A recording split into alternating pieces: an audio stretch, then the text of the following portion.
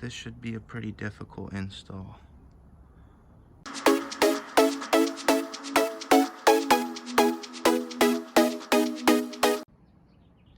Hello everybody. Today we will be installing the strut bar conversion kit from Viva Performance, as well as this ultra racing strut mount slash brace.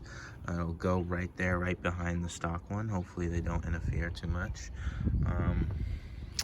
Yeah, let's start by loosening these 14mm bolts over here, and then I gotta confirm, but I think this is a 16mm or 18, maybe on the other side. But I'm gonna take this off and then I'm gonna get back to you.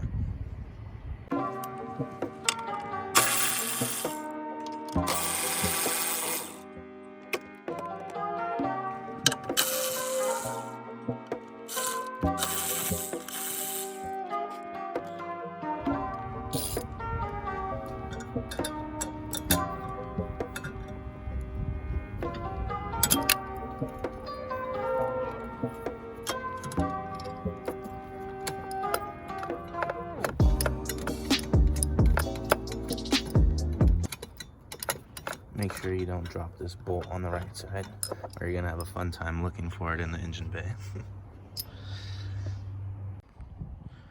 Alright, once you've taken out all the bolts, it should just lift out as one piece. There we go. I'm gonna set that right over here. Alright, once you take off the factory bushings, keep in mind what the orientation is because it's specific. And then install your aftermarket on here, and then put the bracket and line them up with the 18mm nut on the bottom and 17 on the top. I think it'll be a bit easier if you do it this way instead of putting them on and then trying to figure out if it'll line up. Alright, I'll get back to you when I put this back on. Alright, now for the ultra racing strut brace. This should be a pretty difficult install.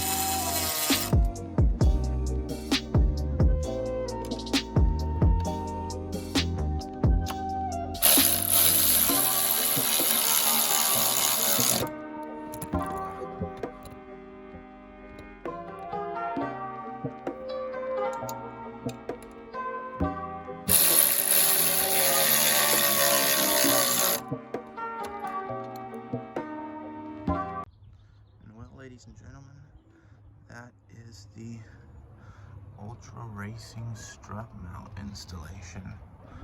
Pretty straightforward. I'm excited to see if this makes a difference.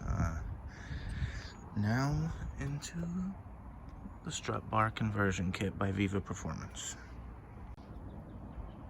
Alright everybody, we have the Viva Performance strut bar conversion kit installed, as well as the ultra racing strut brace. This was quite the simple install. Let's hope it improves road feel a bit, maybe stiffens up the chassis. Only time will tell. As of right now, the modifications on this car are the two that we just did: the boostability kit by IPD, a sweet source filter, a boost gauge, I don't know if you'd count that as a modification, but a stage 1 Hilton tune with a torque limiter delete, soon to be a downpipe and intercooler, hopefully as well some green fuel injectors, because this is a T5 currently running blues, I believe. And if I do decide to upgrade the fuel injectors with the downpipe and the intercooler, that'll take it to stage 2 plus instead of just regular stage 2. So there's a lot to come for this car. As of right now, the last dyno read was about 236 horsepower and 304 torque, I believe, around there. So slowly but surely we're going to be trying to build. All right, thank you guys.